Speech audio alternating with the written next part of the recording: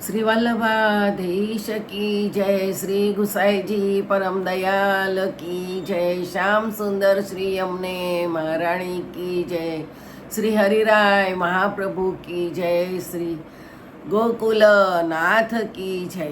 આપણે ષોડશ ગ્રંથ વિશે રસપાન કરીએ છીએ, તેમાં સંન્યાસ નિર્ણય આપણે ચાલે છે.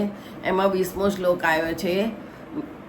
હરિ એટલે સર્વ દુઃખ હરવા સમર્થ એવા શ્રી હરિ ભગવાન જ્યારે ભક્તના સર્વ દુઃખ હરનારા હોય ત્યારે તેમાં કોઈ વિઘ્ન કરી શકતું નથી. ભગવાનનું સંયોગ અને વિપ્રયોગ બંને સ્વરૂપ રસરૂપ જ છે, દુઃખરૂપ નથી. માટે ભગવત પ્રાપ્તિમાં કોઈ વિઘ્ન કરી શકતું નથી. જેમ માતા બાળકનું પોષણ ન કરે એ અશક્ય છે, તેમ ભગવાન ભક્તને વિઘ્ન કરે એ પણ અશક્ય જ છે. જ્ઞાન માર્ગ અને ભક્તિ માર્ગ કરતાં દુર્બળ છે, ભક્તિ માર્ગ જ્ઞાન માર્ગથી ઘણો બળવાન છે. એટલે જ્ઞાન માર્ગના વાક્યથી ભક્તિ માર્ગની મહત્તા સમજાવવામાં આવી છે, પરંતુ તે ઓછી થઈ શકે તેમ નથી. ભગવાન કેવા છે? કાલાત્મા છે, એટલે કાળને વશ રાખનારા છે. પરિણામે કાળ પણ ભક્તને બાધારૂપ બની શકતો નથી. આમ છતાં જ્ઞાન માર્ગ પણ સત્ય છે. કેટલીક વાર જ્ઞાન માર્ગના વચનોમાં ચીજ ચોટે છે એવું બને, પરંતુ જ્ઞાન માર્ગના વચનોમાં કદાપી મોહ થતો નથી. ભગવાન પોતાના ભક્તોને જ્ઞાન માર્ગના વચનોથી મોહ ન થાય અને એ માટે તેમનું રક્ષણ કરે છે, કારણ તેમને સ્વરૂપાનંદનું દાન કરવાની ઈચ્છા રાખે છે. ભગવાન ભક્તને સ્વરૂપાનંદનું દાન કરવાની ઈચ્છા રાખે છે. મહાપ્રભુજી આ ગ્રંથના ઉપસરમાં આજ્ઞા કરે છે કે ભક્તિ માર્ગે સંન્યાસનો પ્રકાર આવો છે, તેમાં માત્ર વિરહનો અનુભવ થાય. તે હેતુથી ત્યાગ કરવાનું વિધાન છે. કોઈ પુરુષાર્થની પ્રાપ્તિ માટે ત્યાગ કરવાનું વિધાન નથી. આ નિર્ણયમાં કોઈ પણ સંદેહ રાખવો નહીં. હવે આપણે 20મો શ્લોક બોલીએ. જ્ઞાની નામ અપી વાક્યેન ન ભક્ત મોહયિષ્યતિ આત્મપ્રદભ્યશપી કિમર્થ મોહ ઈષ્યતિ. માર્કંડેય પુરાણમાં કહ્યું છે કે જ્ઞાનીઓના અંતઃકરણને પણ વિષ્ણુની માયા મોહ કરે છે. આ વચન વડે એમ ન સમજવું કે ભક્તને મોહ કરશે, કારણ કે વિષ્ણુ પોતે ભક્તને આત્મા પણ દેવાવાળા સ્વસ્વરૂપનું દાન કરનાર અને પ્રિય છે. તે શા માટે મોહ થવા દેશે? સાંખ્યમતવાળા યોગી અને જ્ઞાનીઓ વગેરે તો સ્વબળ વડે સાધન બળથી મોક્ષ મેળવવા મથે છે, જેથી વિષ્ણુની માયા તેને મોહ કરે છે. કારણ કે સાધન બળથી અહંકારના અંકુરો તદ્દન નાશ પામતા નથી, અને એ અહંકારના અંકુરોના વિદ્યમાનપણાથી માયા મોહ કરી શકે છે. પરંતુ વિષ્ણુના ભક્તોને તો સ્વબળનું અભિમાન નથી. વિષ્ણુની કૃપા પર જ તે પોતે રહે છે, જેથી ભક્તો વિષ્ણુને અત્યંત પ્રિય છે. જેથી ભક્તની ઈચ્છા ન છતાં બીજું આપે તેમાં તો શું કહેવું, પણ પોતાનો આત્મા પણ ભક્તને આપે છે. મતલબ કે ભક્તના પરાધીન જેવા થઈ રહે છે. તો વિષ્ણુની માયા જે વિષ્ણુની આજ્ઞામાં રહેનારી છે, તે સી રીતે મોહ કરી શકે? ન જ કરી શકે. તસ્માદ ઉક્ત પ્રકારેણ પરિત્યાગ્યો વિધીયતામ અન્યથા ભ્રશ્યતે સ્વાર્થાદ ઇતિ મે નિશ્ચિતા મતિ. 21મો શ્લોક. પરિત્યાગ કરવા લાયક છે, બીજી રીતે કરવાથી સ્વાર્થથી ભ્રષ્ટ થવાય છે. એ પ્રમાણે મારી મહાપ્રભુજીની નિશ્ચિત મતિ છે.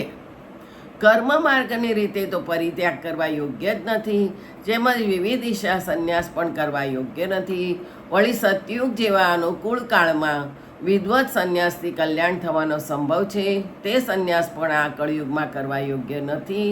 ફક્ત સર્વકાળમાં અબાધિત અને જ્યાં કાળની સત્તા પહોંચતી નથી તેવા ભક્તિમાનની રીતે જ સંન્યાસ થઈ શકે છે. અને તેના લક્ષણ પ્રથમ ગણાવ્યા તેવા એટલે વિવલપણું અને અસ્વાસ્થ્યપણું છે. જ્યાં સુધી સ્વાસ્થ્યપણું છે ત્યાં સુધી દુસ્સંગનો બાદ થવાપણું પણ છે. એ બાબત ભક્તિવર્ધિનીમાં પણ કહી છે.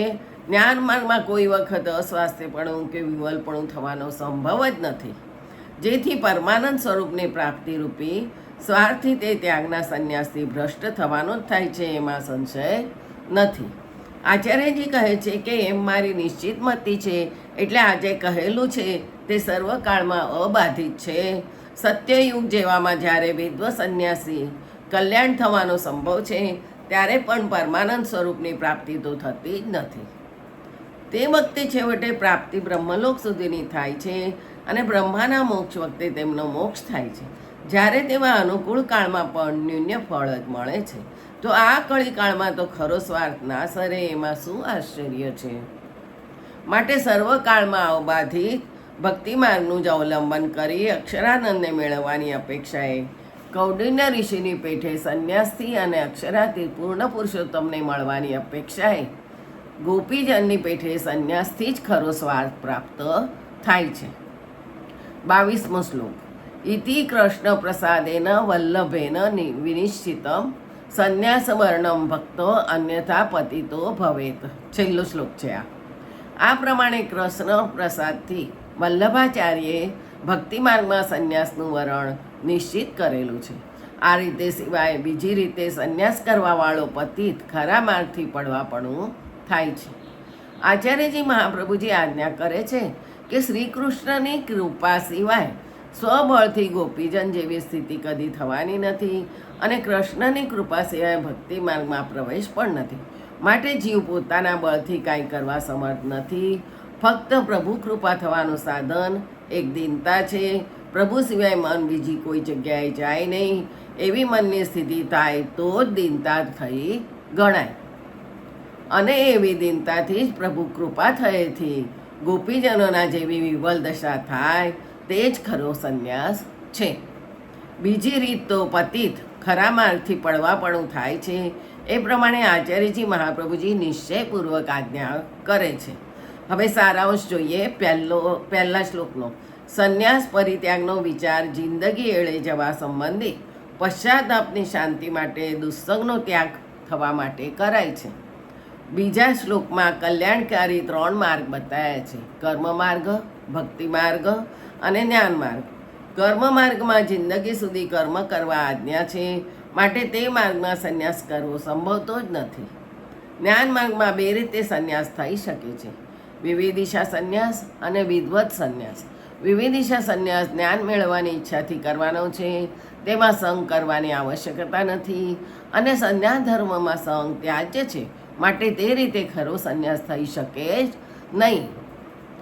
છઠ્ઠામાં વિદ્વત સંન્યાસ થઈ શકે તેમ છે, પણ તેમાં શુદ્ધાદ્વૈત સિદ્ધાંત અનુસાર ખરું જ્ઞાન હોય અને બધી રીતે બરાબર વર્તાય તો કેટલેક જન્મે સત્યલોક સુધી સ્થિતિ થાય છે. તેથી આગળ અક્ષરબ્રહ્મ કે પુરુષોત્તમ પ્રાપ્તિ થતી નથી. આ કળીકાળમાં તો તે સંન્યાસમાં પણ અનેક વિઘ્નો આવે છે, જેથી ચાલુ સ્થિતિ કરતાં પણ હેઠો પડે છે. 7મા શ્લોકમાં અંતરમાં રહેલ આત્મા બહાર પ્રગટ થઈ જ્યારે અંદર પ્રવેશ કરે છે ત્યારે સકળ મન નાશ પામે છે, બીજે પ્રકારે નાશ પામતા નથી. 8મા શ્લોકમાં ભક્તિ માર્ગની રીતે તે પ્રમાણે સંન્યાસ થઈ શકે છે. સંન્યાસમાં દ્રષ્ટાંત કૌંડિન્ય ઋષિ મર્યાદા માર્ગીય અને ગોપીજન પુષ્ટિ માર્ગીયનો આપ્યો છે. 9મામાં શ્રવણાદિકની પ્રવૃત્તિની માટે અથવા ગૃહાદિના બાદથી સાધનને માટે આ ભક્તિ માર્ગ સંન્યાસ થઈ શકે તેમ નથી, પણ ફક્ત વિરહ અનુભવાને અર્થે જ થઈ શકે છે. 10મા શ્લોકમાં આ સંન્યાસમાં બાહ્ય ચિહ્નની ખાસ જરૂર નથી, પણ તેના લક્ષણ અસ્વસ્થપણું અને વિવળપણું છે. 11મા શ્લોકમાં અક્ષરબ્રહ્મની અપેક્ષા અને કૌંડિન્ય ઋષિની પેઠે અને પુરુષોત્તમની પ્રાપ્તિ માટે ગોપીજનની પેઠે સંન્યાસ કર્તવ્ય છે.